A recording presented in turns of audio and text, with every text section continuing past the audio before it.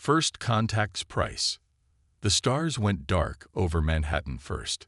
It wasn't the familiar darkness of night, or even an eclipse. It was as if someone had reached up and erased entire constellations from existence. Admiral Sarah Chen stood on the deck of the U.S. Gerald R. Ford, her weathered hands gripping the railing, as she watched the phenomenon spread across the sky like spilled ink. 27 years in the Navy hadn't prepared her for this moment. "Admiral." Her XO's voice crackled through the comm. "NORAD reports multiple objects entering Earth's atmosphere. Size estimates." There was a pause.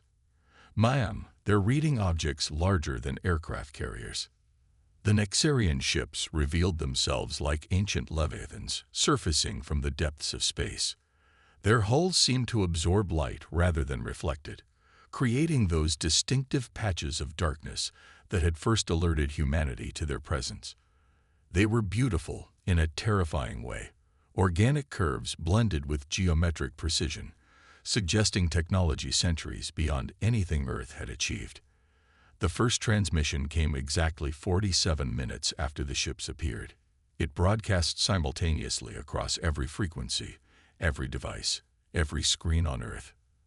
The message was simple, delivered in perfect English and every other major human language. Your world is now under the protection of the Nexarian Empire.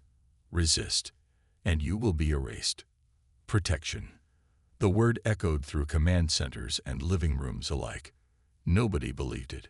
History had taught humanity well. Protection from a technologically superior force was usually prelude to subjugation.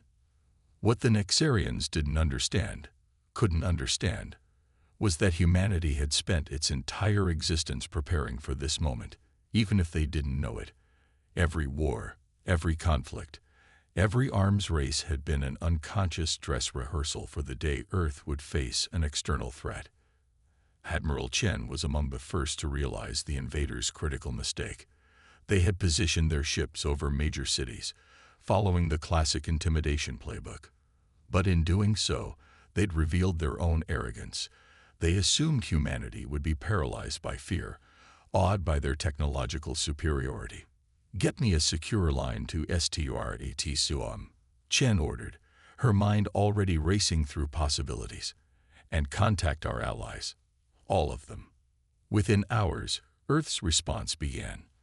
Not with nuclear weapons or frontal assaults. Those would have been suicide against the Nexarians' technology. Instead, humanity fought back with its greatest weapons: adaptability and unpredictability. The first phase came from an unexpected source. A team of teenage hackers in Seoul, working with quantum computing experts from IBM, discovered that the Nexarians' communications had a fundamental flaw. Their technology was so advanced that they'd never needed to defend against simpler forms of interference. Within days, Earth's militaries were using modified Cold War-era jamming techniques to disrupt Nexarian coordination. But it was the second phase that truly revealed humanity's potential. Dr. Amara Okafor, a Nigerian quantum physicist, noticed something peculiar about the Nexarian ships' energy signatures. Their technology relied on perfectly predictable quantum states, something that went against everything humanity had learned about quantum mechanics. It was as if they'd developed their technology along a completely different scientific path, one that had never encountered the chaos and uncertainty that Earth's scientists had struggled with for centuries. "They've built a house of cards," Dr. Okafor explained to the hastily assembled United Earth Defense Council. "Advanced, yes, but rigid. They don't expect uncertainty because they've engineered it out of their systems. We can use that." The first real battle came 3 weeks after the initial arrival. The Nexarians, growing impatient with humanity's lack of formal surrender, decided to make an example of Chicago. As their ships moved into position, they encountered something their sensors couldn't comprehend: a carefully orchestrated chaos of electromagnetic pulses, quantum fluctuations, and good old-fashioned radio noise. The results were spectacular. 3 Nexarian ships, each the size of a small city, found their systems paralyzed by what must have seemed to them like reality itself breaking down. Their perfect technology, unable to handle the intentionally induced uncertainty, began to fail. But humanity wasn't satisfied with mere defense. Even as the Nexarians reeled from their first defeat, laboratories and workshops around the world were reverse engineering captured technology. The invaders had expected to find a primitive species. Instead, they found one that could not only understand their technology, but improve upon it by introducing elements the Nexarians had never considered. Admiral Chen stood on the same deck where she'd first witnessed the invasion, now watching as hybrid human Nexarian fighters launched from the carrier's deck. They were ugly things, welded together from stolen alien tech and human ingenuity, but they were more effective than either species' craft alone. "They thought we'd be easy to conquer because we're divided," she said to her XO. "They didn't realize that our divisions are exactly what made us strong. We've spent millennia learning to fight, to adapt, to survive against each other. Now we're using those lessons against them." The first month of the war ended with humanity not just surviving but pushing back. The Nexarians found themselves facing an enemy that turned their own technology against them, that struck from unexpected angles, that seemed to thrive in the very chaos they had engineered out of their civilization. But this was just the beginning. As Earth's forces prepared to take the fight to the stars, humanity was about to learn that the galaxy was far more complex and dangerous than anyone had imagined. The Nexarians weren't the only power in space, and Earth's unexpected resistance had caught the attention of forces both benevolent and malevolent. The real war was just beginning. Unity through fire. The underground facility beneath the Atacama Desert hummed with activity. Dr. Amara Okafor stood before a holographic display showing the latest hybrid weapon test results, while representatives from 20 different nations watched in tense silence. What used to be bitter rivals, American, Chinese, Russian, and European scientists, now worked shoulder to shoulder, united by necessity and something more powerful, the thrill of discovery. The Nexarians made a fundamental mistake, Dr. Okafor explained, manipulating the hologram to show the inner workings of their latest creation. They built their technology to reject chaos. We're embracing it. The weapon before them didn't look impressive, a twisted amalgamation of Earth metals and salvaged Nexarian components. But its effectiveness was undeniable. In tests, it had consistently overcome Nexarian shields by introducing controlled quantum uncertainty into their otherwise perfect defense systems. Major Zhang Wei of the Chinese Space Force leaned forward, his cybernetic eye, a necessity after the Battle of Shanghai, wearing as it focused on the details. "How soon can we begin mass production?" "That's the beauty of it," Dr. Okafor smiled. "We already have. Factories in Brazil, India, Japan, and Kenya are working around the clock. We're calling it Project Babel, because we're turning their unity into confusion." The global response to the Nexarian invasion had transformed human society in ways no one could have predicted. Old enemies became allies overnight, not just out of necessity, but because the invasion had forced humanity to recognize a fundamental truth. Their differences were trivial compared to the gulf between them and their would-be conquerors. In orbit, the International Space Station had become the headquarters for Earth's unified defense force. Once a scientific outpost, it now served as the command center for humanity's counteroffensive. Its modules had been expanded with salvaged Nexarian technology, creating a hybrid structure that symbolized humanity's approach to the war. Admiral Chen materialized on the holographic display, her image flickering slightly due to quantum interference. "The Nexarians are adapting," she reported. "They're trying to modify their systems to account for uncertainty. But here's the interesting part. It's making them weaker." Dr. Okafor nodded. This was exactly what they'd hoped for. Their entire civilization is built on predictability. Every attempt to adapt to our chaos theory weapons forces them to compromise their core technologies. But the Nexarians weren't the only ones changing. Earth's cities had transformed into hybrid fortresses. Shanghai, rising from the ashes of the first major battle, now bristled with quantum disruption towers that looked like modern arc installations. Tokyo's skyline was studded with gravity manipulation devices that could turn incoming Nexarian ships into their own worst enemies. In the streets below these technological marvels, humanity's transformation was even more apparent. Children played with holographic interfaces that would have seemed like magic months ago. Street vendors sold food alongside makeshift quantum engineers offering shield modifications. The entire human race was evolving, adapting to their new reality with remarkable speed. The breakthrough came from an unexpected source. Dr. Isabella Santos, a Brazilian quantum computing expert, had been studying captured Nexarian AI cores. "Their artificial intelligence is perfect," she announced during an emergency council meeting. "Too perfect. It can't handle ambiguity or metaphor, concepts that human children grasp naturally." This revelation led to humanity's most ambitious project yet. Operation Gordian, named after the legendary knot, aimed to introduce human-style neural networks into captured Nexarian systems. The result was devastating. Nexarian ships infected with these hybrid AIs began experiencing something akin to philosophical crisis, their perfect logic corrupted by human abstraction thinking. But victory brought its own challenges. As humanity incorporated more alien technology, questions arose about their own identity. Were they in danger of becoming what they fought against? The answer came from an unexpected quarter: the arts community. Musicians began incorporating quantum harmonics into their compositions, creating music that could only exist in a state of uncertainty. Painters used photon-sensitive pigments that changed based on the observer's perspective. Rather than losing their humanity, people were expressing it in entirely new ways. The Nexarians couldn't comprehend this cultural explosion.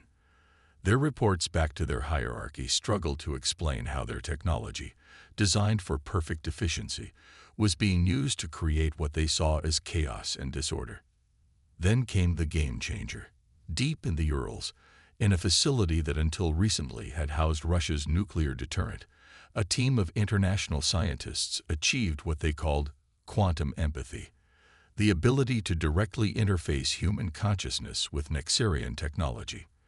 The first volunteers described it as like dreaming in mathematics. This development terrified the Nexarians more than any weapon. Humanity wasn't just using their technology. They were understanding it, improving it, and most frighteningly, making it more human. But even as Earth celebrated these victories, a new threat emerged. The Nexarian Empire, it turned out, was itself running from something.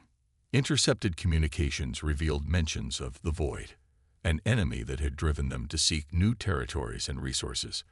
As humanity prepared to take the fight to the stars, they had to face a troubling question. What could be so terrible that it would make the mighty Nexarian Empire flee in fear? The answer would change everything they thought they knew about their place in the universe. Operation Earthrise, the bridge of the ESS Prometheus, Earth's first hybrid tech capital ship, was unlike anything in human or Nexarian design.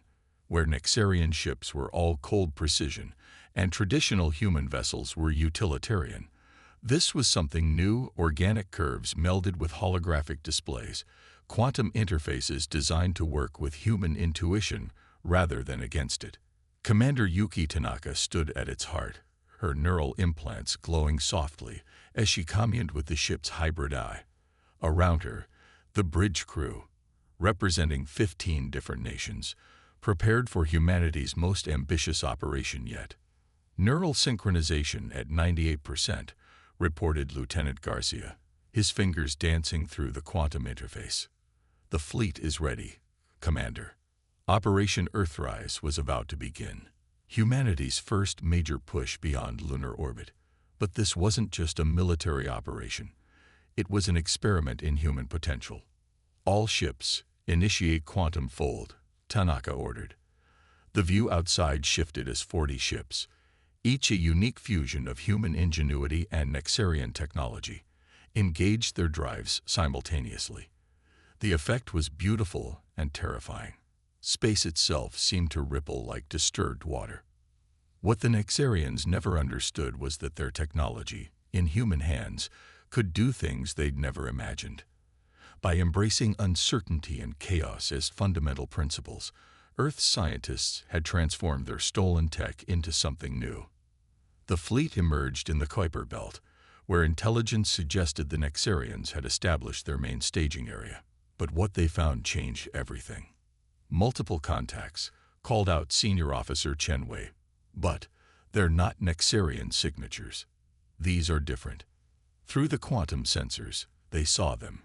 Ships of clearly alien design, but nothing like the Nexarian vessels. These were darker, more angular, absorbing light in ways that defied physics. They were attacking a Nexarian outpost.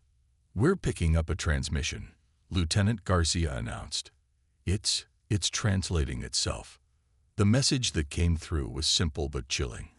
"We are the void. The Nexarians fled us. You will join them in extinction." Understanding dawned on Commander Tanaka. The Nexarians hadn't come to Earth as conquerors, at least not primarily. They'd come seeking resources and territory to defend against this enemy. But where the Nexarians had tried to subjugate humanity, Tanaka saw an opportunity for something different. "Open a channel to the Nexarian outpost," she ordered. "All frequencies, all languages." What followed would be remembered as the Kuiper Declaration. Humanity, speaking through Commander Tanaka, offered the Nexarians something they'd never expected: alliance. "You came to our world as conquerors," she broadcast, "but we offer you partnership. The void threatens us all. Together, we can be stronger than either of us alone." The response came not from the outpost, but from deep space. The Nexarian High Command itself had been monitoring the situation. Their reply was unprecedented in their history. "We acknowledge our error. Humanity's strength lies not in perfection, but in adaptation. We accept your offer." What followed was a battle that would be studied for generations. Human ships, moving with controlled chaos, created gaps in the void's formation. Nexarian vessels, their perfect systems now complemented by human unpredictability, struck with devastating precision. The void ships, for all their technological terror, couldn't adapt to the combined tactics. They'd never encountered an alliance like this. One species that thrived on chaos working in concert with another that mastered order. As the battle raged, something remarkable happened aboard the Prometheus. The quantum empathy technology the humans had developed to interface with Nexarian systems began picking up impressions from the void ships. What they found was disturbing. The void wasn't just an alien force. It was a philosophical infection, a belief that entropy and destruction were the universe's natural state. Lieutenant Sarah Chen, one of the quantum empaths, made the crucial discovery. "They're not just fighting us," she reported, her neural implants pulsing with the revelation. "They're fighting existence itself. They believe that consciousness is an aberration in the universe, and they're trying to correct it." This understanding changed the nature of the war. It wasn't just about survival anymore. It was about defending the very concept of conscious life against a force that sought to unravel existence itself. The victory in the Kuiper Belt was just the beginning. As human and Nexarian ships regrouped, planning their next move, signals came in from across the galaxy. Other species, long terrorized by the void, saw hope in this unprecedented alliance. Commander Tanaka stood on her bridge, watching as representatives from a dozen alien species arrived through quantum corridors. Each had their own story of fighting the void. Each had their own unique approaches and technologies. And each saw in the human-Nexarian alliance a model for something greater. "We fought each other because we didn't understand," an Nexarian ambassador admitted during the first Joint Council. "But humanity showed us that our differences are not weaknesses. They are weapons against true entropy." But even as this galactic alliance formed, the void was gathering its forces. The battle in the Kuiper Belt had been just a scouting party. The real test was still to come. Humanity had risen from defending their own world to helping forge a galactic alliance. But would it be enough to face what was coming? The galactic stage. The Grand Council chamber aboard the Nexus station. a massive structure jointly constructed by humans and their former enemies at the solar system's Lagrange point, buzzed with an energy that transcended species. Dr. Amara Okafor, now Earth's chief science advisor, watched as holographic representatives from 30 different civilizations debated the future of their alliance. The Void advances on multiple fronts, announced Zorith, a crystalline being whose species had been fighting the entropy worshippers for millennia. Their fleets have already consumed 3 star systems in the Orion Arm. The human-Nexarian hybrid display showed the pattern of Void expansion, not a military campaign, but something more akin to a cancer spreading through the galaxy. Where the Void passed, they left not destruction but absence, regions where the very laws of physics began to break down. Admiral Chen, her uniform now bearing the insignia of the United Galactic Defense Force, stepped forward. "We've been analyzing their pattern of attack. There's something we've noticed, something that only became apparent when we combined human intuition with Nexarian precision." The holographic display shifted, showing a complex mathematical model that merged quantum mechanics with chaos theory. It was beautiful in its complexity, a testament to how far human understanding had evolved since first contact. "The Void isn't just attacking populated systems," Chen explained. "They're targeting points of high organizational complexity, places where life and consciousness have created order from chaos. They see this as an affront to their philosophy of universal entropy." But humanity had brought more than just scientific insight to the galactic stage. Earth's long history of conflict and reconciliation provided a template for cooperation that many species found revolutionary. The Mirith, a species of collective consciousness beings, had been particularly impressed by human art and music. "Your ability to find meaning in chaos, to create beauty from disorder. This is anathema to the Void," their representative observed. "Perhaps this is why they fear the Alliance so much." The breakthrough came from an unexpected source. Dr. Isabella Santos, working with a team of multi-species researchers, had been studying the quantum remnants of Void-consumed systems. What they found changed everything. "The Void isn't natural," she announced to the stunned council. "They're not agents of cosmic entropy. They're refugees from a previous universe, one that died not from natural heat death, but from artificial acceleration of entropy. They're trying to recreate their home by unmaking ours." This revelation sparked a new understanding of their enemy. The Void wasn't evil. They were tragic, a species so traumatized by the death of their universe that they saw destruction as mercy.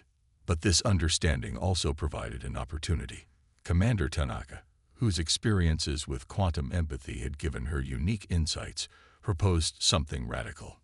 "We don't need to destroy the Void," she suggested. "We need to show them another way.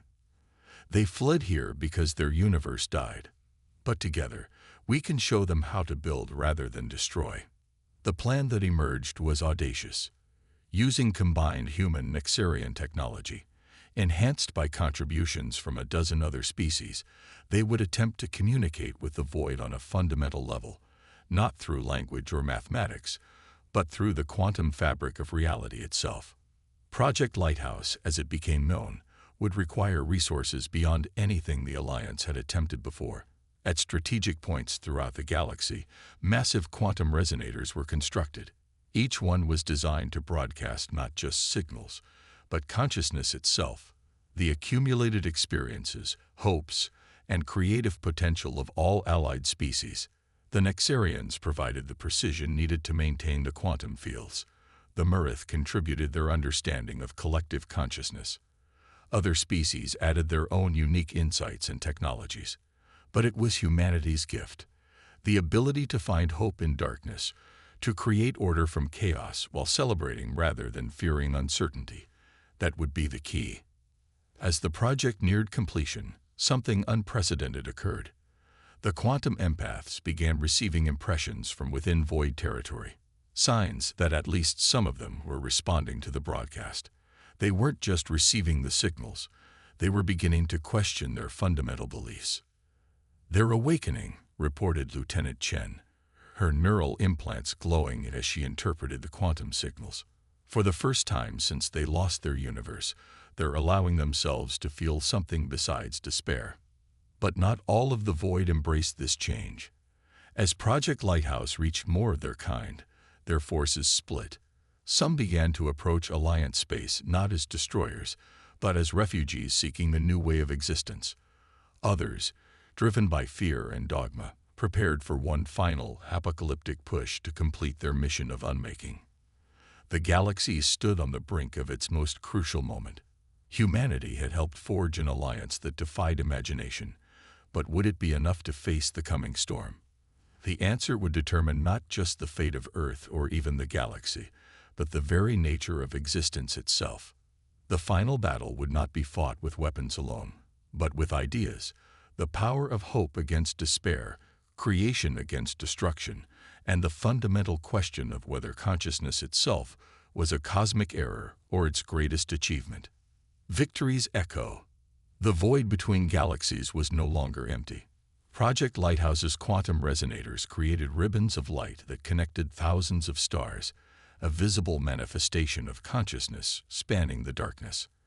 At the heart of this network, aboard the flagship Evolution, humanity prepared for its greatest test. Commander Yuki Tanaka stood before the combined fleet of the Alliance, a sight that would have been impossible mere years ago. Nexarian dreadnoughts flew in formation with human vessels, their perfect geometries complementing Earth's chaos-enhanced designs. Ships from 100 other species filled the space between, each contributing their unique strengths to the coming battle. "We've detected the Void Fleet," reported Dr. Santos, her quantum interface showing vast swaths of unreality approaching. They're larger than anything we've encountered before. The enemy had gathered its strength for one final assault. Those among the void who had rejected change, who clung to their mission of unmaking, had committed their full force to this battle. Their ships didn't so much move through space as erase it, leaving tracks of pure entropy in their wake. But the Alliance had one advantage the enemy couldn't counter: hope. "Initiate Project Lighthouse," Tanaka ordered. Across the galaxy, the quantum resonators pulsed in unison. The signal they broadcast wasn't just information. It was experience itself, the joy of a child's first laugh, the wonder of scientific discovery, the peace of reconciliation after conflict, the thrill of artistic creation. Every moment that proved consciousness wasn't a cosmic error, but its greatest gift. The battle began not with weapons, but with an offering. Through the quantum network, the Allied forces broadcast images of those void members who had chosen a different path. They showed how these former enemies had found purpose in creation rather than destruction, how they had begun to heal from the trauma of their lost universe. Some void ships hesitated, their entropy fields fluctuating. Others pressed their attack with renewed fury, as if desperate to drown out the message with destruction. What followed was unlike any battle in history. Where the void tried to unmake reality, Alliance ships created pockets of hyper-organized space. Human quantum engineers worked alongside Nexarian physicists to turn the enemy's entropy against itself, creating regions where chaos and order existed in perfect balance. The Murith collective consciousness joined with human quantum empaths to reach directly into the minds of the void, showing them memories of their own universe before its death, not to torment them, but to remind them that creation was possible even after ultimate loss. In the thick of battle, Dr. Okafor made a discovery that changed everything.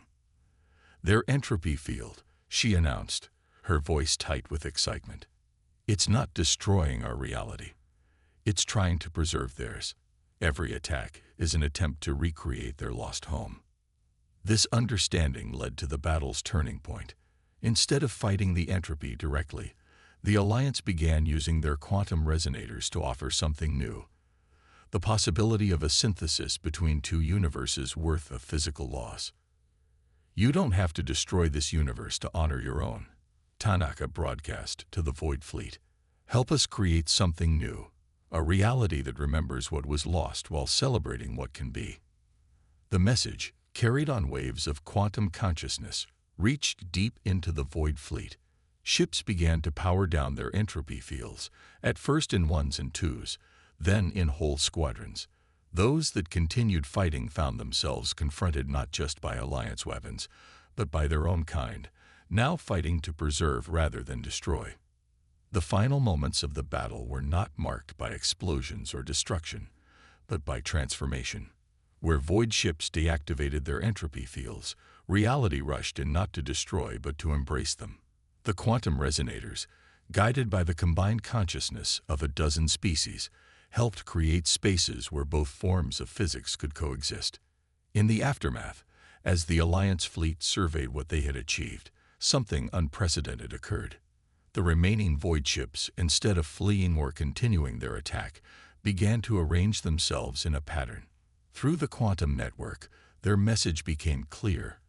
They were offering to help rebuild what their war had damaged, to use their understanding of entropy not to destroy, but to prevent stagnation. The victory celebration that followed was unlike anything in human or galactic history.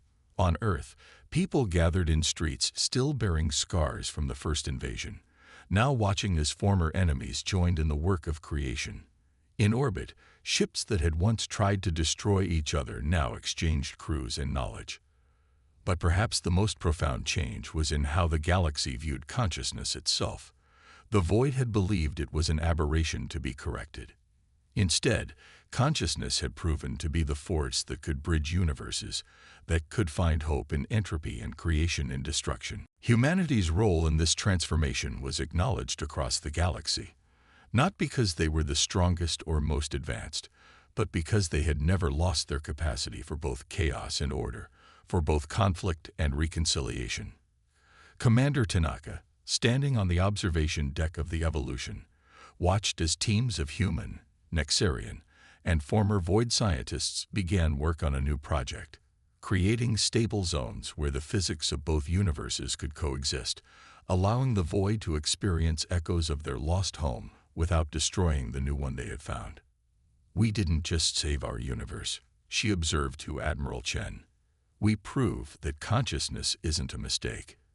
It's the universe's way of understanding itself, through all its forms, through all its possibilities." The quantum network pulsed with agreement, carrying the combined consciousness of 1 trillion beings across the stars. The war was over, but the real work, the work of creation, was just beginning.